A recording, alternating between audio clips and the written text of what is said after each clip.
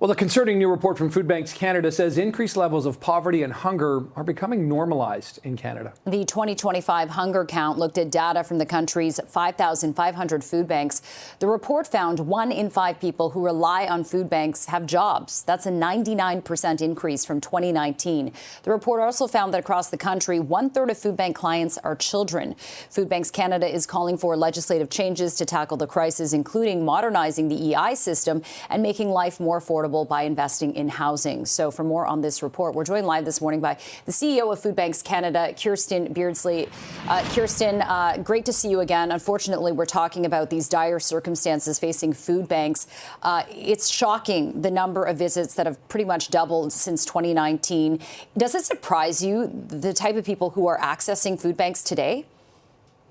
Well, it's always been a problem for communities from coast to coast to coast, but it does shock me to see the number of people who have jobs coming to food banks. That's a real concern. You know, we polled and saw that it is every sector, every type of job, from construction to receptionists. Like, folks are needing to stop at the food bank on their way home from work rather than the grocery store. And it's really shocking to see just how far people are falling behind every single month. And as you said, this is becoming the new normal in Canada, and it can't be. We need to see this number reverse next year. Yeah. I mean, this line from your news release, poverty and hunger are normalizing in Canada. That's a really disturbing and shocking and an upsetting line, quite frankly. I mean, not to get too political, but I mean, if you're normalizing hunger and poverty, that's a real problem, because then everything just sort of, then people just treat it like it's nothing, and it's not a big deal. I mean, how concerning is it that sentence even is put into a news release? Yeah, I mean, it's concerning us in the food bank world that we've been saying this for years. It doesn't feel like the urgency is reaching the halls of power in Canada. And it concerns me about the food banks themselves. How can we absorb this infinite growth? But it also concerns me as a country. How can we thrive as a country? How can we meet the challenges that are facing Canada if 1/4 of our population is food insecure, if this many people are relying on food banks every month, and the stress that brings? We need to build a strong country, and to do that, we need to make sure people have the food they need to thrive. And so food banks are here. We are supporting folks every single day, but it shouldn't be that it is a normal part of a daily life, especially when you have a job that you have to stop at the food bank. Yeah, well, what's even more alarming is that 1/3 of food bank users or clients are children. So you talk about the reciprocal effects of that, kids going to school hungry. We know that Mayor Olivia Chow has been adamant about, expanding food programs for children. But when you see that number of kids accessing food banks, what does it say about, the future generation and what that does for kids? Exactly. I mean, kids who go to school hungry are not focused, they aren't attentive, they can't have the same sorts of relationships with their friends.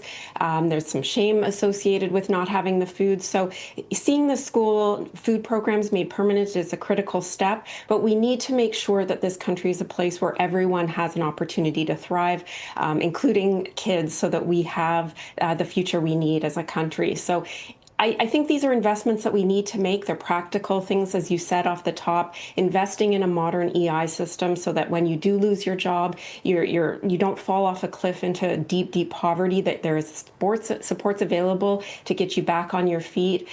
We're looking at benefits to folks who are in the lowest incomes, who are spending almost 100 or over 100% of their monthly income on essentials like rent, like transportation and food. You just can't crawl out. You just can't climb out of these deep issues without the community and society coming together to help. So what do you think the disconnect is here, Kirstin, or who's not listening? I mean, we talked to you or Neil Hetherington or other, food banks or food-related kind of charities, Second Harvest, et cetera. The message is pretty clear. Yeah. I mean, you're getting a lot of media attention here, but you need policy and governments. I don't know, are you getting lip service? Like, what's lacking? What's not connecting? It's frustrating for those of us in the sector to feel that urgency, as I said, isn't being understood in the halls of power. We have seen a few announcements recently, the automatic tax filing. While taxes aren't sort of cool and interesting to talk about, that will make sure that folks have access to benefits that they need. And we see that in food banks when people file their taxes. So those kinds of things are happening. I think the urgency is what I'm disappointed in most. I encourage everyone across the country, whether you're, use a food bank, volunteer, donate, whether you're a politician, to understand that these aren't just big numbers. We can't get used to hearing these big numbers. These are real people. These are folks that you and I know. They're people that you live, work, and play with, and they go to food banks, and the enormous stress that that causes on a community, on a society, is something that we need to change. I mean, this is impacting all of us. This is the future of our country. This is the future of our communities and our kids, and we need to change course. And I wish I had the magic that made this ring in the halls of power, but we'll keep sharing our data. We'll keep sharing our stories until we see the change we need to see. Yeah, and Kirstin, very quickly, it seems like there was a very pivotal shift. I mean, when you're comparing the numbers from today to 2019, what happened during the pandemic that caused kind of this seismic shift? Or do you think that this was a problem that was just escalating regardless of whether or not we had the COVID-19 pandemic? I mean, food bank use was a problem before the pandemic. We were sitting at about 1 million visits a month. Now we're 2.2 million visits per month. I mean, that's a huge number. So it was a problem before, but what we've seen since 2019 is massive growth in the cost of living, as I said. So 70% of folks who use food banks are market renters. They're spending about 70% of their income on average on rent.